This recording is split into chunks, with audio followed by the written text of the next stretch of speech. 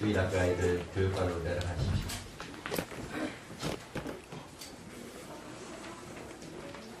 오늘 성탄절 메시지 놀라운 아기입니다.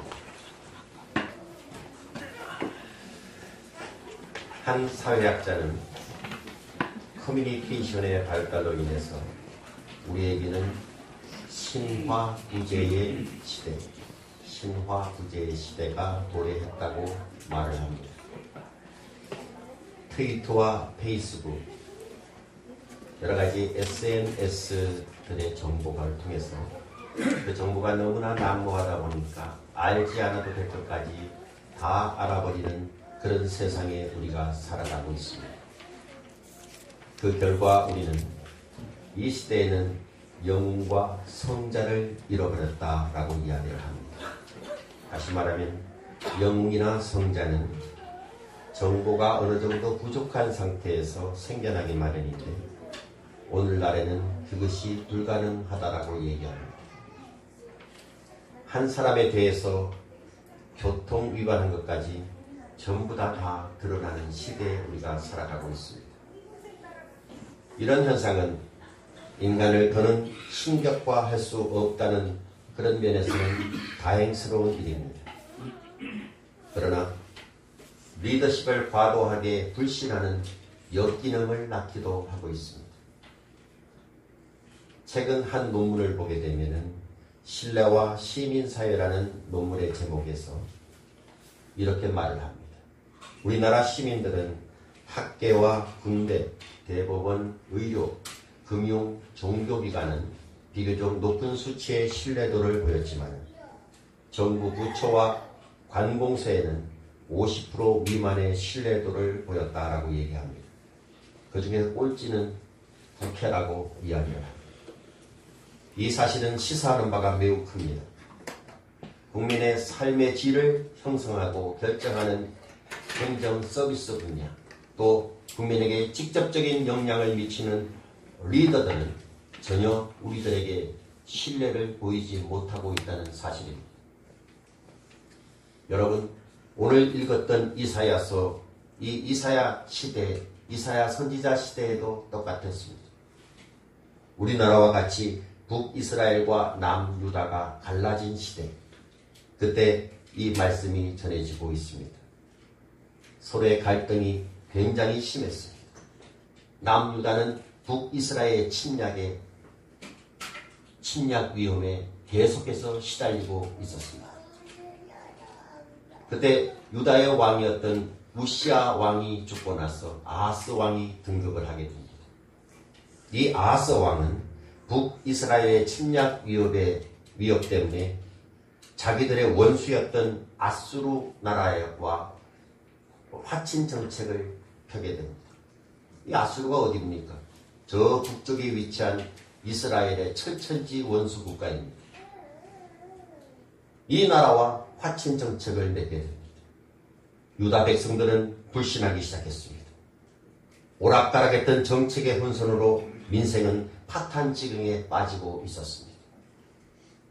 이 시기에 유다 백성들은 믿을 만한 리더를 기다리고 있었습니다. 그리고 이사야 선지자의 예언에 귀를 기울이고 있었습니다. 과연 이 땅에 믿을 만한 지도자가 올 수 있을 것인가? 믿을 만한 지도자가 올 수 있을 것인가에 대한 기대를 그들은 가지고 이사야 선지자의 예언에 귀를 기울였습니다. 이럴 때 이사야 선지자는 이미 이사야서 7장 14절에서 약 700년 전, 예수님 탄생하기 700년 전에 메시아가 오실 것을 예언을 했습니다. 자, 여러분 7장 14절을 한번 펴보시기를 바랍니다.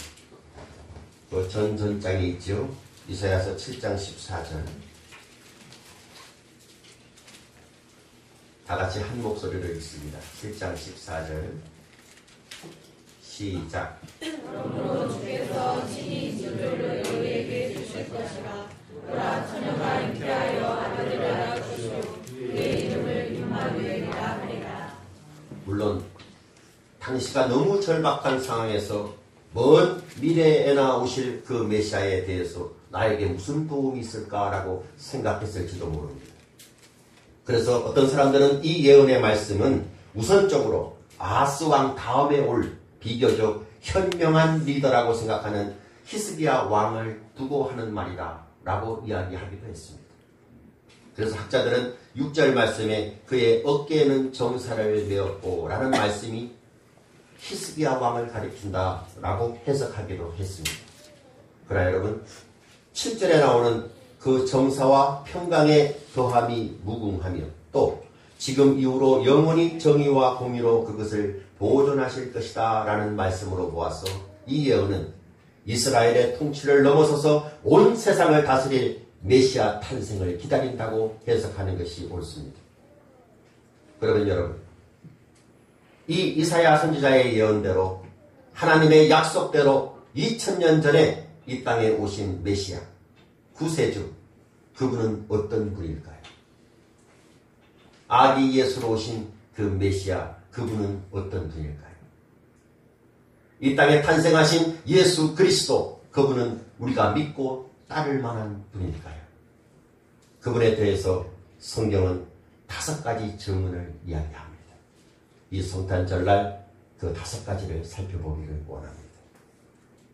첫째, 아기 예수 그분은 기묘자이십니다.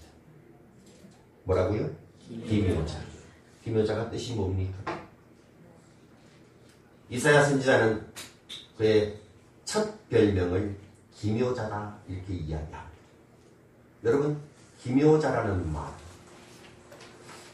기묘하게 번역이 되어 있지만 영어 성경에 보게 되면 딱 하나입니다. 원더풀, 놀랍다 이 뜻입니다. 이것이 기묘자입니다. 사사기 13장 17절에 보게 되면 삼손의 아버지 마노아라는 사람이 나옵니다. 어느 날 이 마노아 앞에 하나님의 천사가 나타났습니다. 그래서 마노아가 묻습니다. 당신의 이름이 무엇입니까? 이때 천사의 대답을 한번 들어보십시오. 사사기 13장 18절에 보면은 여호와의 사자가 그에게 이르되 어찌하여 내 이름을 묻느냐? 내 이름은 기묘자라 하니라. 천사의 모습으로 하나님이 나타나신 것입니다. 이 천사의 모습으로 나타나신 하나님의 이름 중 하나가 바로 기묘자, 원더풀입니다. 근데 이사야 선지자는 이 기묘하신 하나님이 아기의 모습으로 이 땅에 오실 것이다 라고 예언을 했습니다. 자, 한번 생각해 보십시오. 우리 예수님의 탄생, 그분의 탄생이 얼마나 기묘합니까? 얼마나 놀랍습니까? 그분은 성령으로 잉태돼서 이 땅에 태어나신 분입니다. 그분의 가르침이 얼마나 기묘합니까? 그분이 일으키신 기적들이 얼마나 기묘하고 경이롭습니까? 그분의 죽음이 얼마나 기묘합니까? 그분의 부활이 얼마나 기묘합니까? 그분의 전생에는 원더풀, 기묘자였습니다.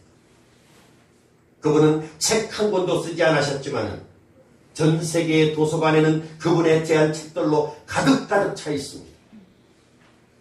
그분은 한 줄의 시도 쓴 일이 없지만 세상은 그분에 대한 시로 가득합니다.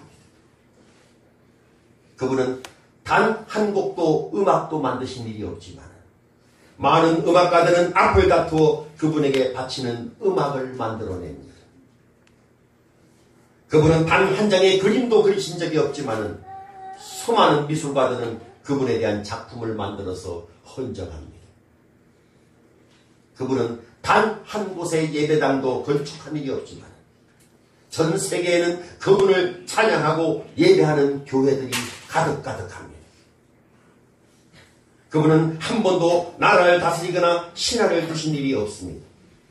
근데 전 세계에는 그분을 왕으로 고백하고 그분을 따르는 백성들로 가득합니다. 여러분, 예수님은 참으로 기묘한 분, 놀라운 분 아닙니까?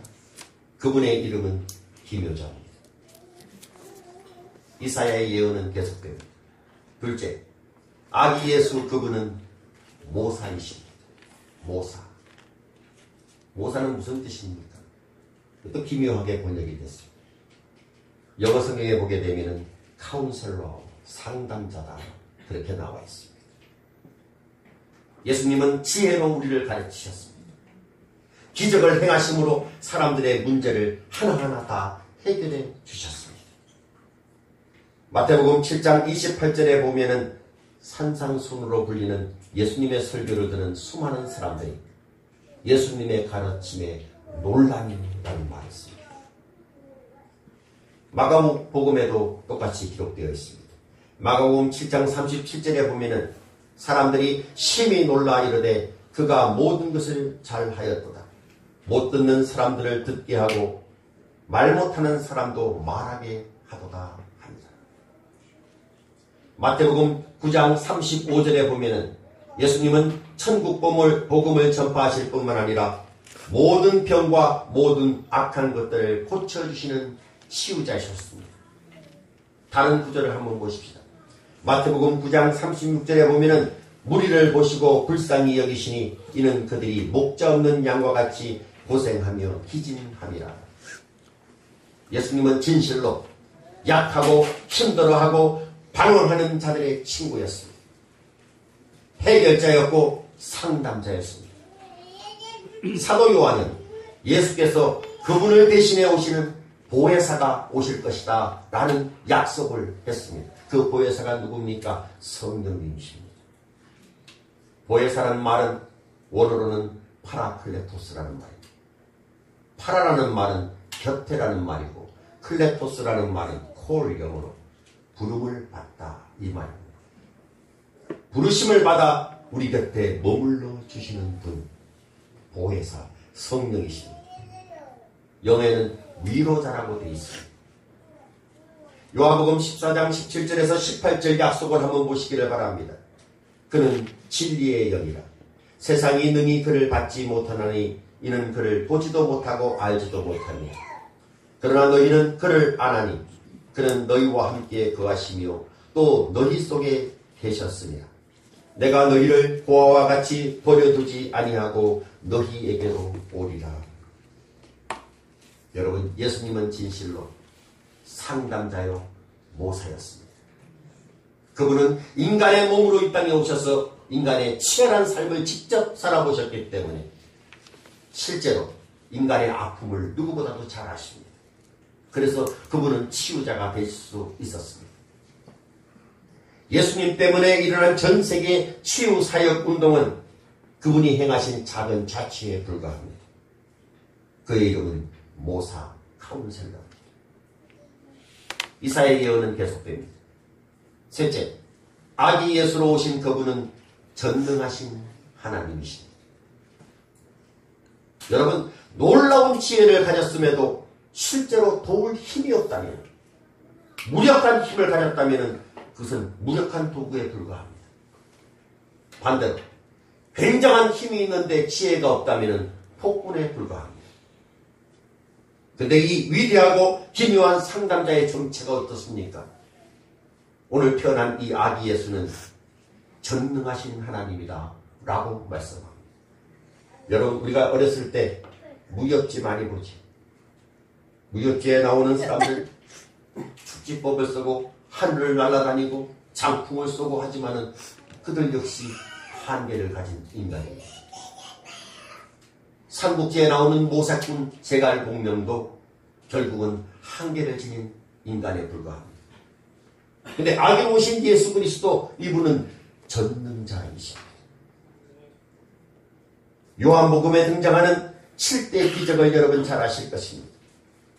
인간의 한계를 초월한 신성을 지니신 하나님이신 그분이십니다.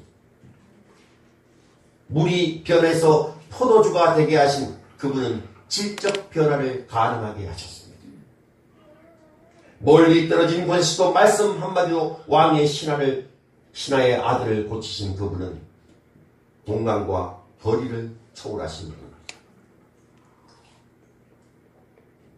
38년이나 된 병자에게 다가오셔서 말씀 한마디도 고치신 그분은 시간도 초월하신 분입니다. 오병이어의 기적으로 굶주린 모든 사람들의 필요를 해결하신 그분은 양의 문제도 해결해 놓으신 분입니다.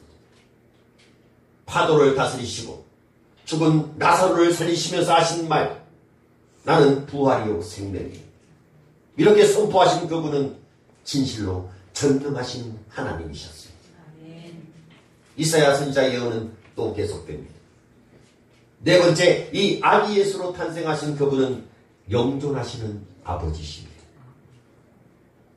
여러분, 만일 성경이 메시아를 전능하신 하나님으로만 표현했다면 우리는 무서워서 그분에게 접근조차 못할 것입니다. 근데 이사야 선지자는 예수님을 아버지로서 우리를 위해 존재하시는 분이라고 말씀합니다. 그분은 아기로 오셔서 인간의 성장 과정을 다 거쳤기 때문에 아기처럼 연약한 우리들을 아버지의 마음으로 돌보실 수 있는 분입니다. 구약에 보게 되면 하나님은 엄하신 분으로 나오죠. 초월하신 분으로 등장합니다. 그러나 여러분, 구약이 어떤 약속으로 마무리되는가를 여러분 아십니까? 한번 찾아볼까요? 말라기 4장 6절 한번 보십시오. 구약이 어떻게 마무리되는가를 봅니다. 말라기 4장 6절.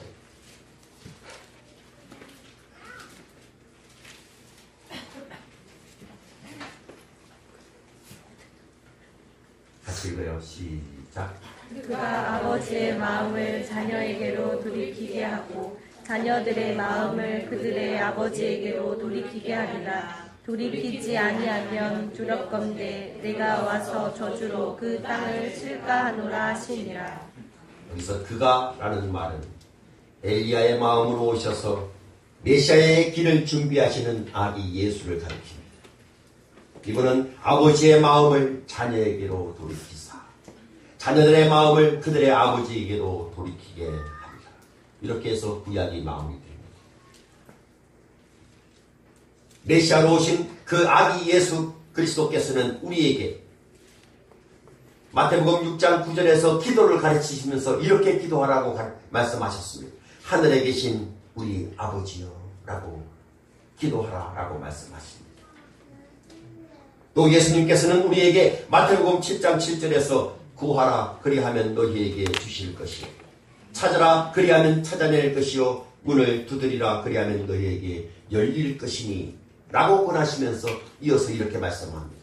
마태복음 7장 11절에 너희가 악한 자라도 좋은 것으로 자식에게 줄 줄 알거든 하물며 하늘에 계신 너희 아버지께서 구하는 자에게 좋은 것으로 주시지 않겠느냐.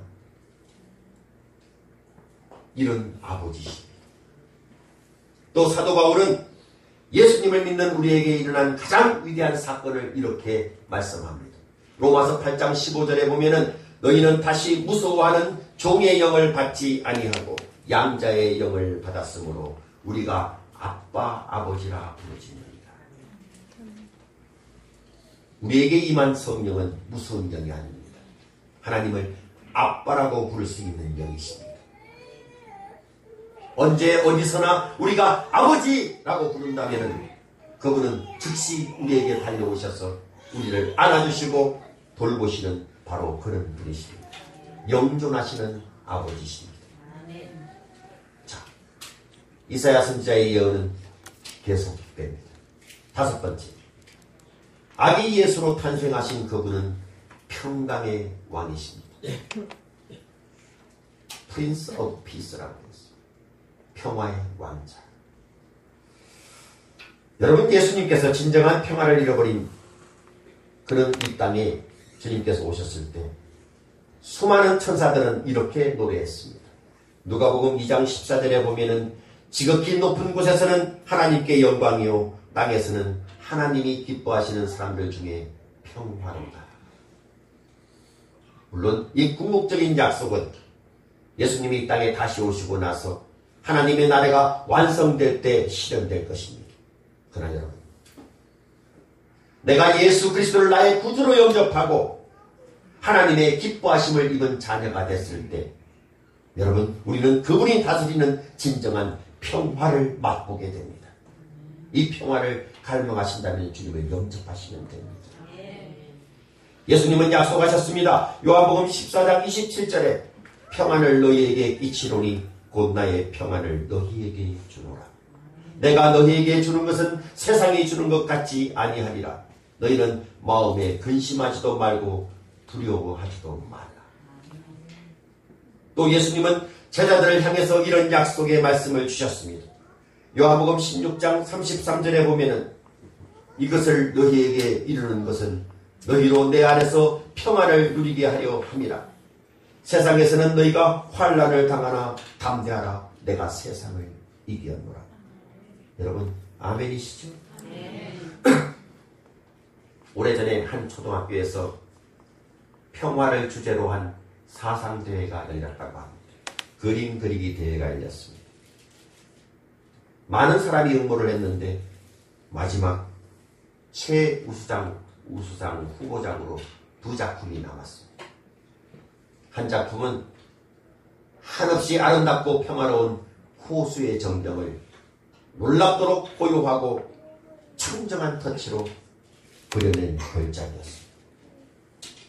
또 하나의 작품은 폭풍우가 몰아치는 벼랑 끝에 아슬아슬하게 달려있는 새집에서 어미새의 품 안에 새근새근 잠자고 있는 아기새의 평화로운 모습을 그렸습니다. 주제가 평화였습니다. 그날의 최우수상은 후자가 당선되었다고 합니다.